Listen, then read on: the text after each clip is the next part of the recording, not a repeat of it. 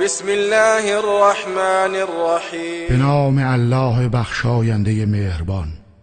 اذا الشمس كورت هنگامی که خورشید در هم پیچیده شود و اذا النجوم انکدرت و هنگامی که ستارگان بینور شوند و اذا الجبال سیرت و هنگامی که کوه ها به حرکت درآیند و اذا العشار عطلت و هنگامی که ماده شتران باردار رها شوند و اذا الوحوش حشرت و هنگامی که جانوران وحشی گرد آورده شوند و اذا البحار سجرت و هنگامی که دریاها جوشان و برافروخته شوند و اذا النفوس زوجت و هنگامی که روح ها با تنها قرین شوند و اذا الموءودة سئلت و هنگامی که از دختر زنده به گور شده پرسیده شود بأي ذنب قتلت به کدامین گناه کشته شدند و اذا الصحف نشرت و هنگامی که نامه های اعمال گشوده شوند و اذا السماء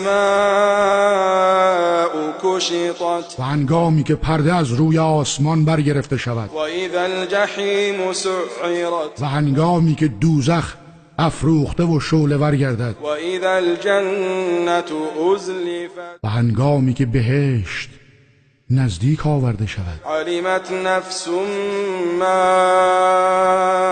احضرت در آن هنگام هر کس خواهد دانست چه چیزی را برای آخرت خود حاضر و آماده کرده است. فلا اقسم بالخنس پس سوگند به ستارگانی که باز می‌گردند، الجوار الكنس شتابان حرکت می‌کنند و از نظر پنهان می‌شوند. واللیل اذا عسعس والصبح اذا تنفس و سوگند شب هنگامی که تاریکیش کاسته شود و پشت کند و سوگند صبح هنگامی که بدمد. انه لقول رسول کریم بیگمان این قرآن سخن فرستاده بزرگوار جبرئیل است ذی قوة عند ذی العرش مکین که مقتدر و نیرومند است و نزد الله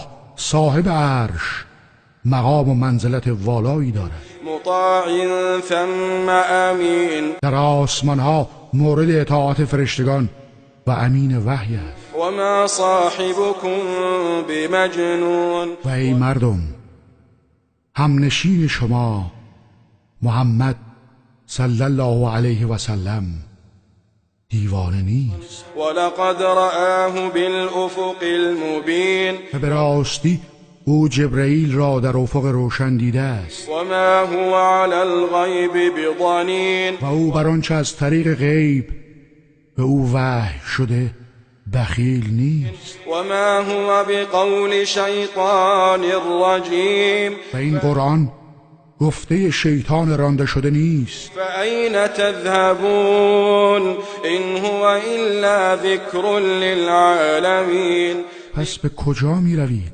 این قرآن چیزی جز پند و اندرز برای جهانیان نیست. لمن شاء منكم أن يستقيم برای کسی از شما که بخواهد راه راست در پیش گیرد. وما تشاءون إلا أن يشاء الله رب العالمين و شما نمیخواهید مگر آنکه پروردگار جهانیان بخواهد.